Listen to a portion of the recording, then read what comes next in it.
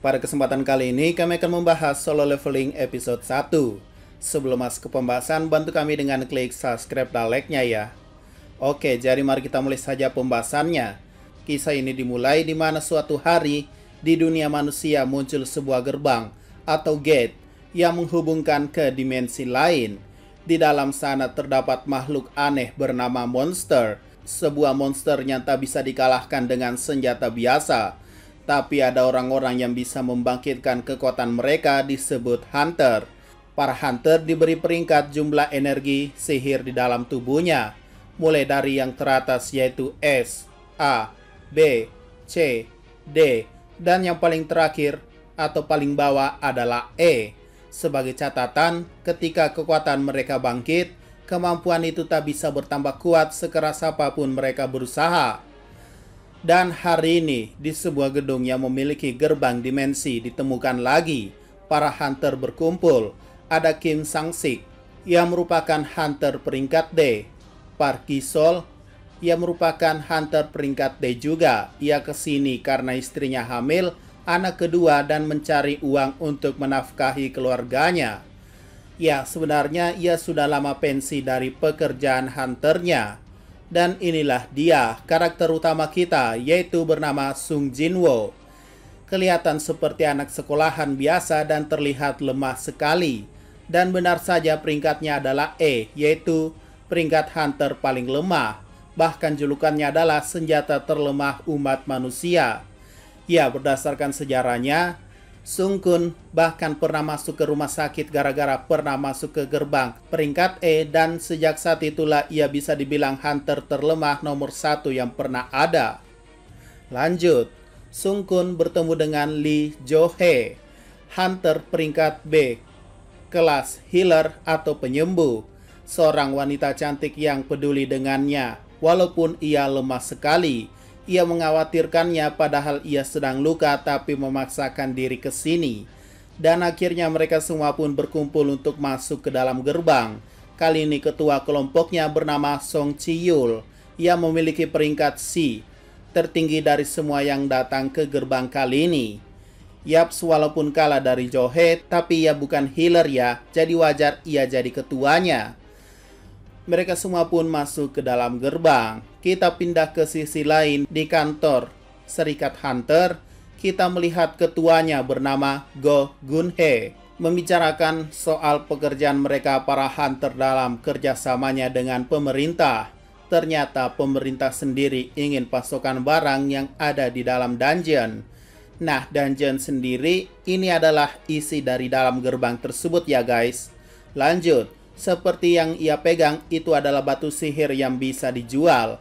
Batu sihir yang muncul dari monster berperingkat tinggi dapat diolah kembali menjadi senjata atau pelindung yang lebih kuat untuk mengalahkan monster lain.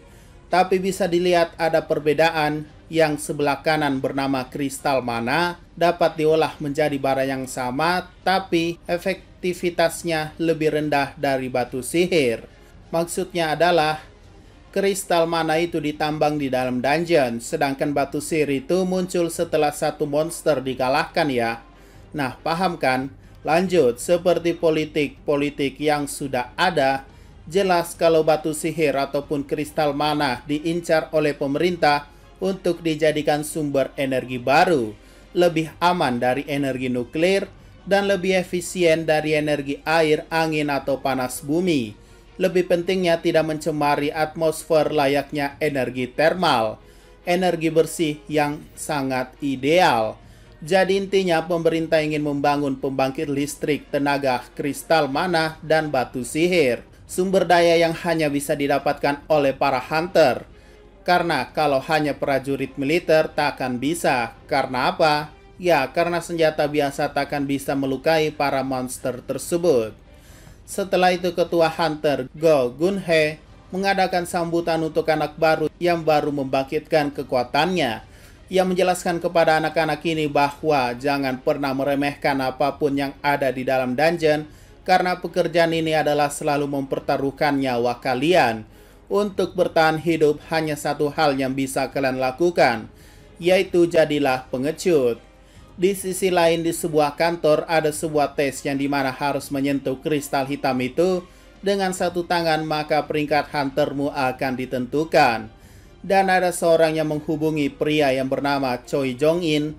Sepertinya dia adalah pria karismatik dan bos di suatu perusahaan.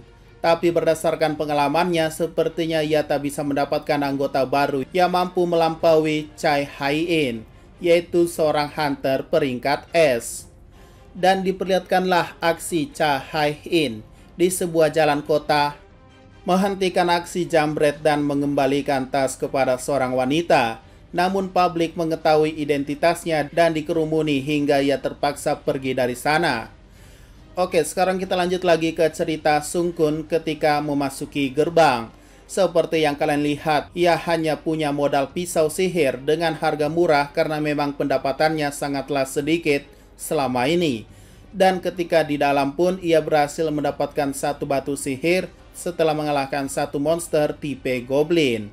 Namun setelah itu goblin lainnya menyerangnya dan membuatnya luka cukup parah di bagian perutnya, hingga Johe diminta untuk menyembuhkannya.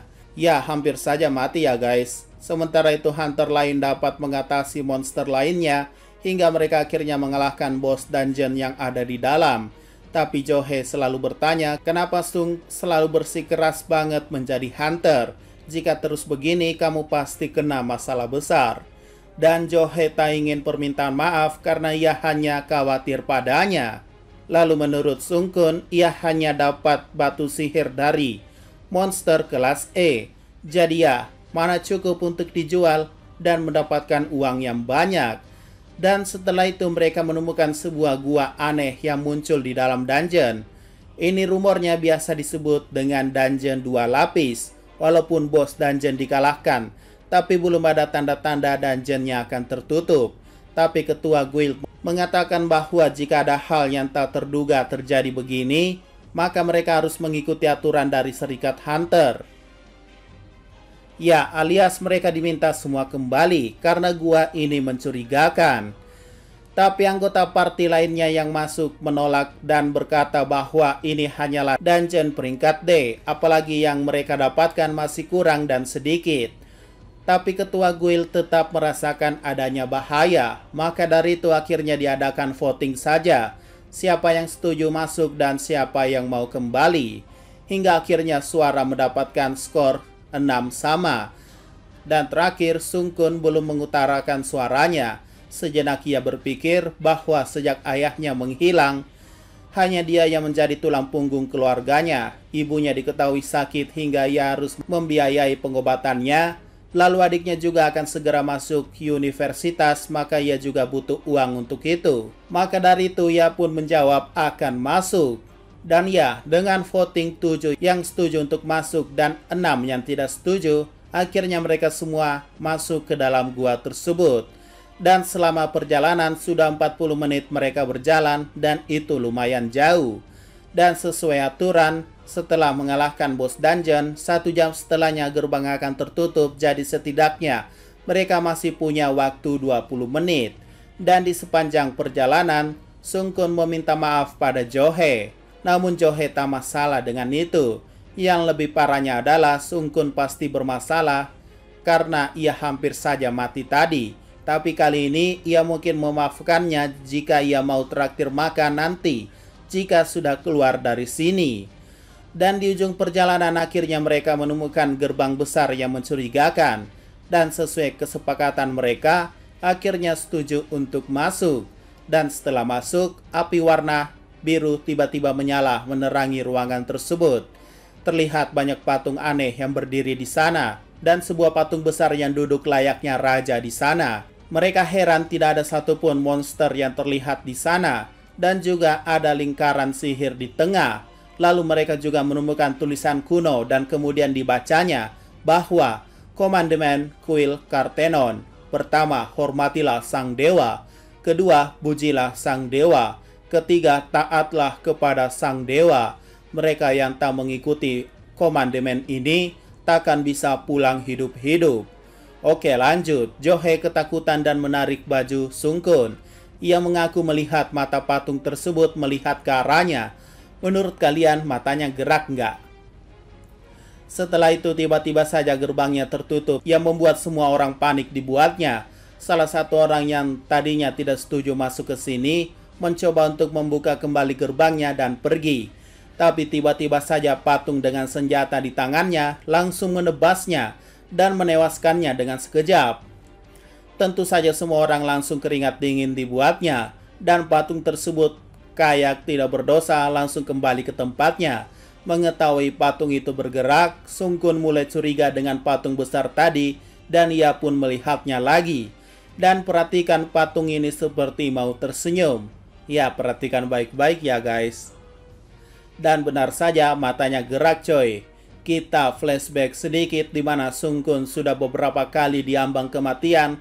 Bahkan di raid pertamanya atau misi pertamanya masuk ke dungeon, ia terpisah dari kawanannya dan diserang oleh monster peringkat E dan dirawat di rumah sakit selama berminggu-minggu. Bahkan ia juga nyaris mati kelaparan karena terjebak di dalam labirin. Hidupnya begitu susah hingga ia hanya mampu membeli pisau saja. Jikapun pisaunya nanti hancur, ia akan bertarung menggunakan tangan kosong. Dan lihat saja sepatunya pun sudah rusak akibat tak ada uang untuk membelinya. Dan selama ini untuk bertahan hidup, ia selalu masuk ke dalam bahaya. Maka dari itu berdasarkan pengalamannya, ia tahu seluk-beluk dungeon yang ia masuki. Dan kembali ke masa kini di mana Sung Kun memerintahkan semuanya untuk menunduk. Karena patung besar tersebut menembakkan laser ke depan. Setidaknya satu orang mati terbakar dan menjadi abu. Dan ya, teror sebenarnya akan dimulai. Bersambung. Oke, nantikan episode berikutnya di minggu depan ya. Jika ada pertanyaan dan masukan, silakan komentar saya di bawah. Sekian dari pembahasan kali ini, jangan lupa like, share, dan komentarnya ya.